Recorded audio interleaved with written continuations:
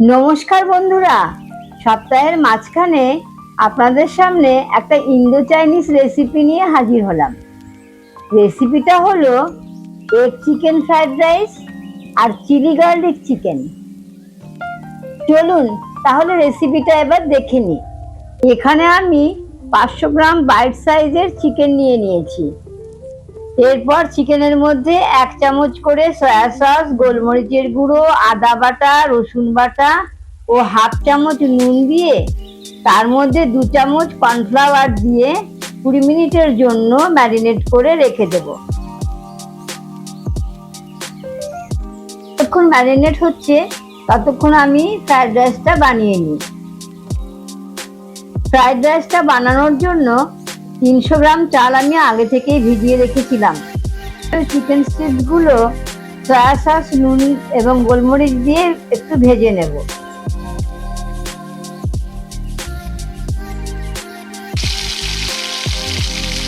তিনটে ডিমও ঝুরি করে ভেজে নেব। গ্যাসে অন্য একটা পাত্র বসিয়ে তাতে পেঁয়াজ কুচি, রসুন কুচি এবং লঙ্কা কুচি ভেজে নেব। এবার সেদ্ধ করা চালটা প্যানের ভেতরে ঢেলে দেব। চালটা কিছুক্ষণ নাড়াচাড়া করে আগে থেকে ভেজে রাখা চিকেন স্ট্রিপস এবং ডিম ভাজাগুলো দিয়ে দেব।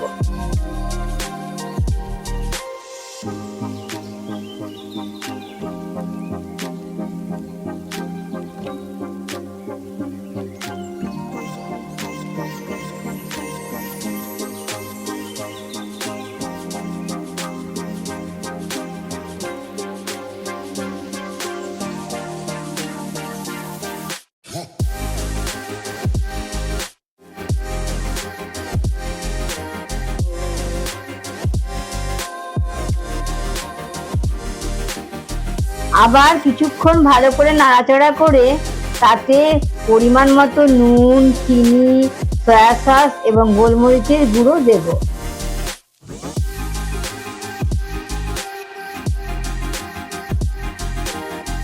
আমাদের ফ্রাইড রাইস রেডি। এবার এটাকে ঢেকে রেখে দেব।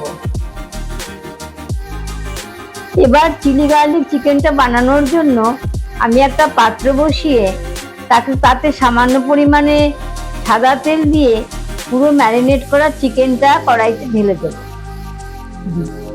চিকেনটা আমি হালকা করে ভাজবো।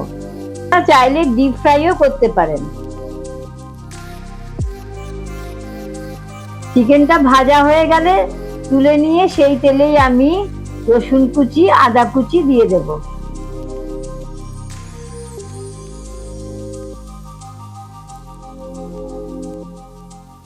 ভালো করে নাড়াচাড়া করে এর ভেতরে আমি একটা বড় ক্যাপসিকাম এবং 2টো বড় পেঁয়াজ কেটে দিয়ে দেব। কিছুক্ষণ ভালো করে নাড়াচাড়া করে হাফ চামচ নুন, 1 চামচ গোলমরিচের গুঁড়ো, সামান্য পরিমাণ চিনি, 2 চামচ সয়া সস, 1 চামচ টমেটো সস দিয়ে দেব। আগে থেকে ভেজে রাখা চিকেনগুলো এর ভেতরে দিয়ে ভালো করে নাড়াচাড়া করব।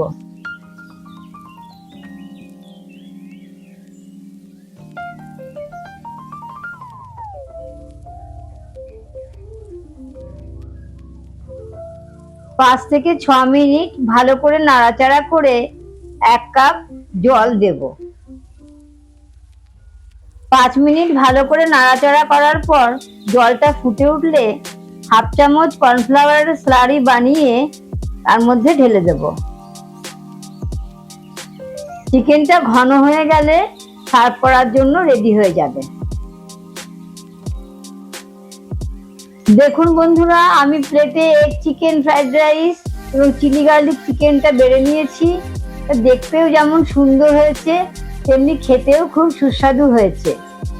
তাই এটা জানতে হলে আপনাদেরকে বাড়িতে বানাতে হবে এবং কেমন হয়েছে আমাকে একটু কমেন্ট করে জানাবেন।